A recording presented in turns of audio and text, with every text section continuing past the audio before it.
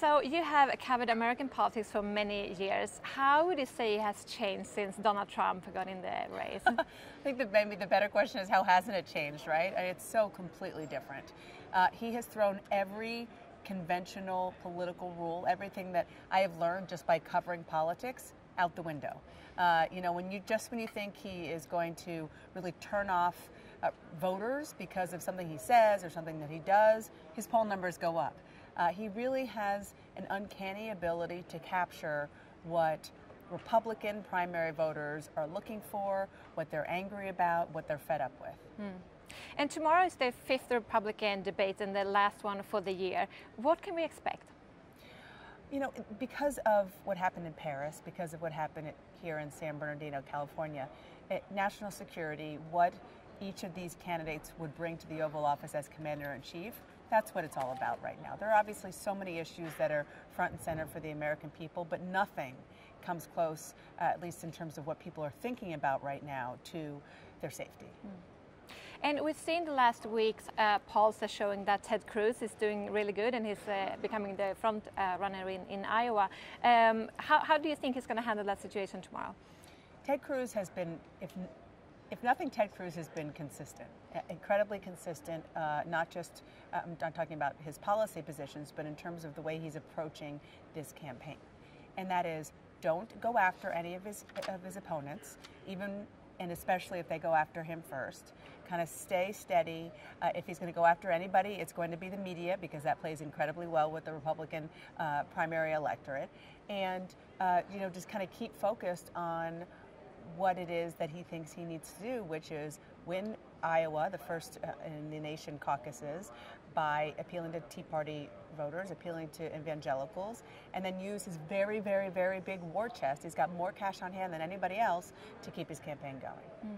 And do you think Donald Trump going to go after him, as we've seen him gone after the new threats before? No, Donald Trump is a counter-puncher. He's not a puncher, so it kind of depends on whether he feels under attack. And, it could be that just the fact that Ted Cruz is doing well in the polls in Iowa, that's enough to make him feel defensive.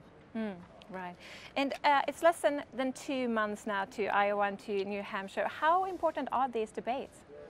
Oh, these debates are incredibly important. It still stuns me how many Americans tune into these debates. Back in the 2008 election, when you had Barack Obama and Hillary Clinton, it was such an amazing drama. The viewership didn't even come close to what it is now. There's such a high level of interest, and that does seem to be driving the campaign in general. Right. And finally, the question that everyone, at least in Sweden, wants to know is, Donald Trump, does he actually have a chance to become the next president of the United States? Look, every single one of these candidates has a chance. Whether it's a big chance, whether it's a small chance, who knows? It's what makes the process so fascinating. It truly is open.